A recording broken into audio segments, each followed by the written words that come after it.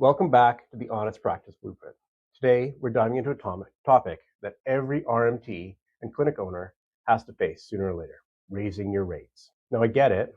Money talk doesn't come easily for most of us in healthcare. We're here because we want to help people, not because we love accounting and spreadsheets. But here's the truth.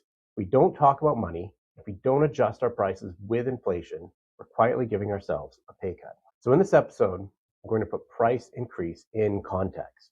We'll look at real inflation, real numbers, compare them to massage therapy pricing over, say, the past 20 years, and talk about how to communicate these changes to patients without guilt, without fear. So let's set the stage. Well, let's rewind the clock here. So back in the early 2000s, the going rate for 1-hour massage in BC was about $90.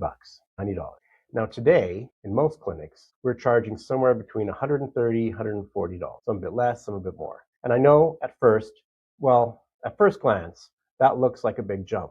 But hang on, because when we compare that to other costs in daily life, you'll see massage therapy is actually lagging behind inflation, not outpacing it. Here are some numbers. In 2005, Canada's Consumer Price Index, so basically, this is the cost of a basket of everyday goods, that sat around 107. By 2024, it was at 160.9, so 170. That's over a 50% increase in the price of living. Let's compare that to some essentials. So in food, in 2025, groceries are still climbing. Bread, eggs, milk, all the essentials.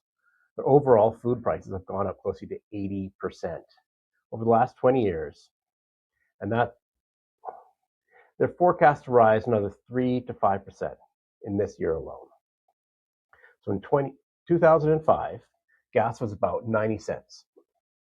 And today, it's closer to $1.70, $2, something like that, a liter. I guess right now it's about $1.40, $2, something like that. Depends where you are in the province. Housing, and this is huge, in 2005, the average new home in Canada cost about $260. Now it's around $1 million.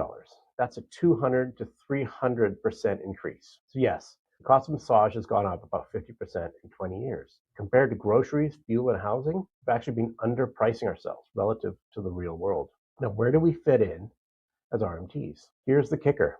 If that $90 massage in 2005 had simply kept up with inflation, it would be around $135 today. And guess what?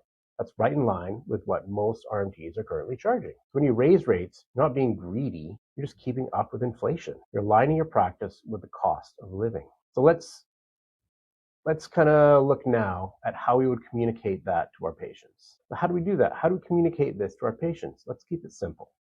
Most people already know everything's more expensive.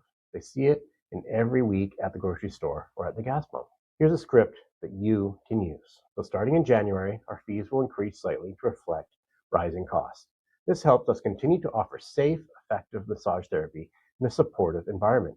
That's it. Keep it clear, keep it professional, no guilt.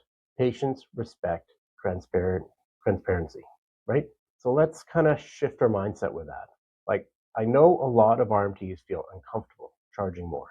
Here's the truth. If you don't raise your rates, you're giving yourselves a pay cut. When you undercharge, you burn out faster and you build resentment. Just think of it this way. Raising your rates isn't taking from your patients. It's ensuring you can keep showing up for them long-term, an investment in sustainability, not a selfish grab.